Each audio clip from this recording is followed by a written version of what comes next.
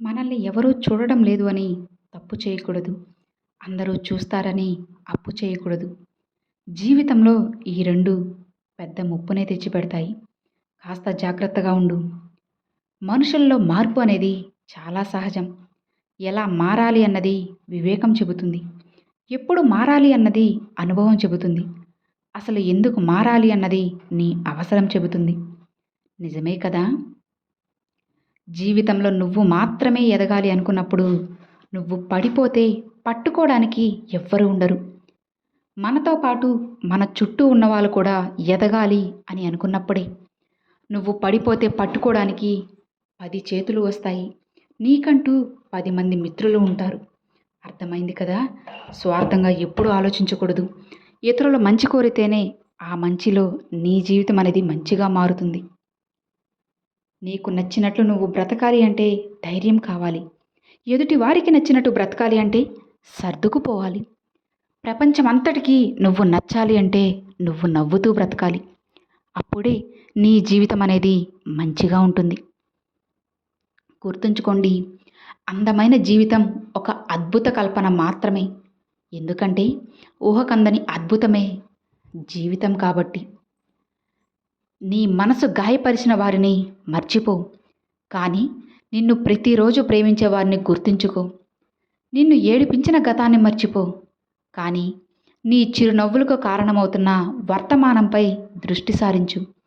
నీ బాధని మర్చిపో, కానీ అది నేర్పిన పాఠాన్ని మర్చిపోకు. గుర్తుంచుకో, జీవితం అంచులకు చేరిన వాళ్ళకే తెలుస్తుంది అసలు జీవితం విలువ ఏంటో. ఎందుకంటే జీవించడం అంటే తెలిసేది అప్పుడే కదా. నువ్వు ఎప్పుడైనా సరే ఒక్కటి గుర్తుంచుకోవాలి, పెరుగు కన్నా పెరుగులో దాగి ఉన్న నెయ్యికే విలువ ఎక్కువ. అలానే మనిషి కన్నా మనిషిలో దాగి ఉన్న మంచితనానికే విలువ ఎక్కువ. శరీరం ఎంత చలిస్తే అంత ఆరోగ్యం, మనసు ఎంత స్థిరంగా ఉంటే నీకు అంత సంతోషమని నువ్వు తెలుసుకో. నీ దగ్గర ఏమీ లేకపోయినా ఎంతమందికైనా పంచగల ఒకే ఒక వస్తువు ఏంటో తెలుసా? సంతోషం. ఇది మాత్రమే నువ్వు అందరికీ పంచగలవు. గుర్తుంచుకో, మన ప్రవర్తన నలుగురికి ఆదర్శప్రాయంగా ఉండాలి, కానీ 10 మంది అసహించుకునేలా ఉండకూడదు. అందరూ బాగుండాలి, అందులో నేనుండాలి అని అనుకోవడం చాలా మంచిది. సాయం చేసేవాడు దేవుడు, మంచిగా మాటలు చెప్పేవాళ్ళు గురువు, నీతిగా బ్రతికేవాడే మనిషి అంటూ ఉంటారు. ధర్మో రక్షతి రక్షితః అని. మన పని మనం చేసుకుంటూ ఉన్నా మనల్ని బాధించేవాళ్ళు, విమర్శించేవాళ్ళు ఉంటారు.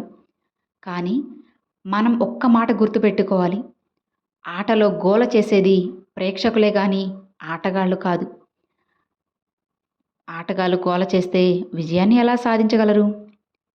మంచి మనసున్న వారికి భగవంతుడు 1000 కష్టాలు కల్పించినా అంతకు 1000 రెట్లు సంతోషాన్ని వాళ్ళకి అనుగ్రహిస్తాడు. అన్వేషించేది మనిషి, ఆకర్షించేది మనసు. అందనిది ఆకాశం, ఆగనిది కాలం, అంతరించేది జీవితం. అనునిత్యం మనకు తోడుగా ఉండేది ఏంటో తెలుసా? మంచితనం మాత్రమే. గుర్తుంచుకోండి, ఉదయం లేవగానే మంచి మనసున్న వాళ్ళని పలకరిస్తే మంచి జరుగుతుందంటారు. అందుకే ఎప్పుడైనా సరే మీ మంచి కోరే వాళ్ళతో ఒక్క మాటైనా మాట్లాడండి. జీవితం ఎంతో సంతోషంగా ఉంటుంది. ఒక్క విషయం చెప్పనా?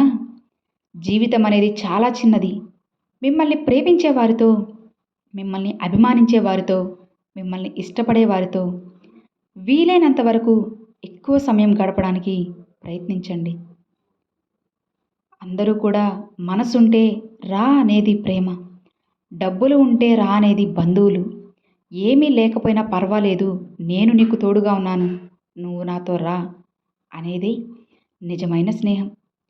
గుర్తుంచుకోండి, కఠినమైన పరిస్థితులు మనల్ని ఒంటరిగా చేస్తాయి, కానీ అవే కఠినమైన పరిస్థితులు మనల్ని ఎంతో శక్తివంతులుగా చేస్తాయి. గుర్తుంచుకోండి, ఆస్తులు ఎక్కువగా ఉన్నవారి కంటే ఆప్తులు ఎక్కువగా ఉన్నవారే అధిక సంపన్నులు అని మీరు తెలుసుకోవాలి. ఇది ఎవ్వరూ నమ్మలేని కఠినమైన నిజం. నిన్న ఉన్న సంతోషం రేపటికి ఉంటుందో లేదో తెలియదు కానీ, అలానే ఈరోజు ఉన్న కష్టం రేపటికి ఉండకపోవచ్చు. కష్ట సుఖాలనేటివి వచ్చిపోయే బంధువుల్లాంటివి. ఉన్నది ఒకటే జీవితం. నలుగురితో కలిసిమెలిసి నవ్వుతూ నలుగురిని నవ్విస్తూ గడిపేద్దాం.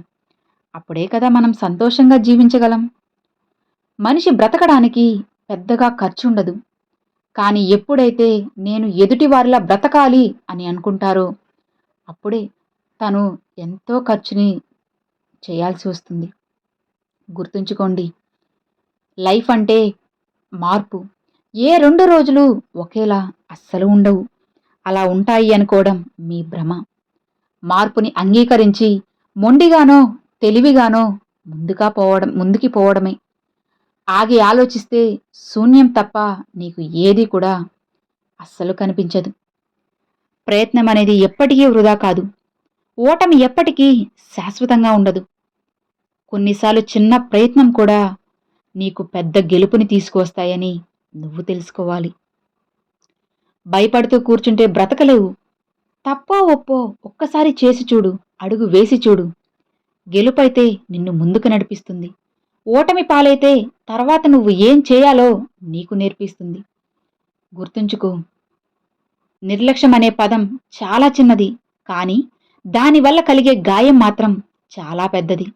అందుకే దేనిని కూడా ఎవ్వరిని కూడా ఎప్పుడూ కూడా అస్సలు నిర్లక్ష్యం చేయకండి. అలా నిర్లక్ష్యం చేశారు అంటే ఏదో ఒక రోజు మిమ్మల్ని ఎవ్వరూ కూడా అస్సలు పట్టించుకోరు. అర్థమైంది కదా? జీవితంలో ఎప్పుడు ఎవ్వరికి కూడా అస్సలు హాని తలపెట్టకూడదు. ఒకవేళ మీరు ఒకరికి హాని తలపెట్టారు అంటే ఎవరూ చూడడం లేదులే, నేనే కదా ఇక్కడ ఉన్నాను అని అనుకోవడం మీ మూర్ఖత్వం అవుతుంది. పైన ఆ భగవంతుడు ఉంటాడు, కాలం రెండూ మనల్ని ప్రతి క్షణం చూస్తూనే ఉంటాయి.